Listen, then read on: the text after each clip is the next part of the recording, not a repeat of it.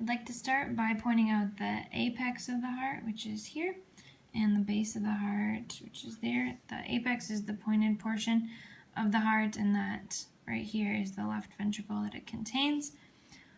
Right here is the interventricular septum, which is a muscle, part of the muscle that separates the two ventricles. And we'll move back here.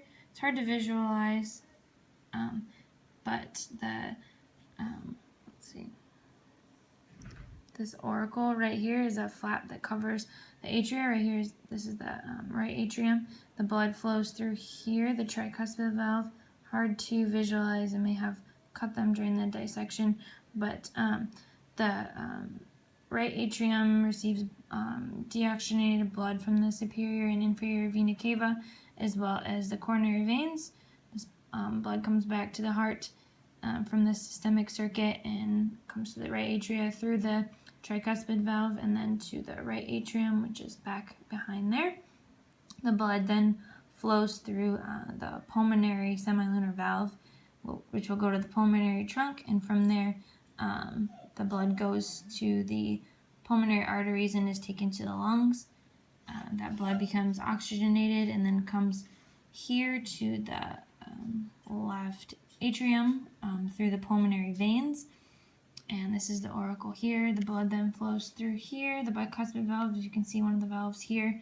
These are the chordae tendineae. They're connected to the papillary muscle. The papillary muscle ankles the cords to the inside of the valve, and the chordae tendineae connects to the valve right here.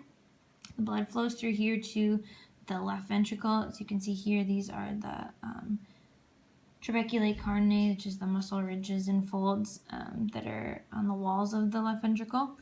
The blood then flows through the aortic semilunar valve. I don't know if you can see here, but the aorta is right here. The blood comes through the aorta, and that blood is oxygenated because it came from the lungs, and then it will go out to the rest of the body. The coronary arteries I was unable to identify, but I'm assuming that the right coronary artery would come here, but there's just a lot of fat here, so it's hard to visualize. And that's all.